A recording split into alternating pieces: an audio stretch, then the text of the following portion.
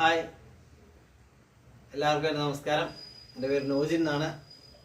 ഇന്ന് നമ്മൾ ചിന്തിക്കാൻ പോകുന്ന ചിന്താവിഷയം എന്ന് പറഞ്ഞു കഴിഞ്ഞാൽ, എനിക്ക് ശത്രു ഉണ്ടോ? നിങ്ങൾക്ക് ശത്രു ഉണ്ടോ? നമ്മുടെ എല്ലാവരുടെയും പൊതുവായ ഒരു ശത്രുവിനെ കുറിച്ചാണ് ഞാൻ സംസാരിക്കാൻ പോകുന്നത്. വേറെ ആരുമല്ല, പിശാചിനെ കുറിച്ചാണ്. ബൈബിളിൽ ഈശോയെ വരെ പരീക്ഷിച്ച പിശാചിനെ നമുക്ക് കാണാൻ കഴിയും. 40 ദിവസം ഉപവാസം എടുത്ത് ഈശോ ഇരിക്കുമ്പം കല്ലുകളോട് അപ്പമാവാനും ദേവാലയത്തിന് മുകളിൽ നിന്ന് താഴോട്ട് ചാടുവാനും അതുപോലെ തന്നെ പിശാചിനെ വണങ്ങാനായിട്ടും, വണങ്ങിയാൽ ഈ ലോകത്ത് കാണുന്ന എല്ലാം നിനക്ക് ഞാൻ നൽകുമെന്ന് ഒരു വാഗ്ദാനം കൊടുക്കുന്നുണ്ട്. പിശാച് എന്ന് പറയുമ്പോൾ തന്നെ 2 കൊമ്പും ഒരു വാലും ഉള്ള ഒരു രൂപമാണ് നമ്മൾ മനസ്സിലേക്ക് വരിക. പക്ഷെ അതല്ല.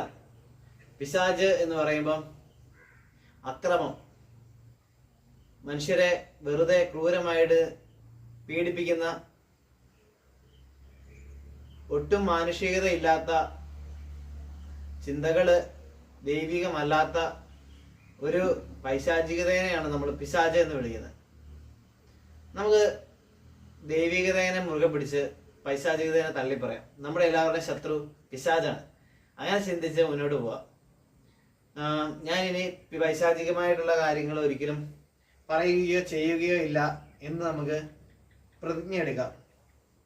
മറ്റുള്ളവരെ സ്നേഹിച്ച്, സഹോദരങ്ങളെയും അപ്പനും അമ്മയും മാതാപിതാക്കളെയും അതുപോലെ തന്നെ നമ്മൾ കാണുന്ന ഈ പ്രകൃതിയെ എല്ലാം സ്നേഹിച്ച് മുന്നോട്ട് പോവാം.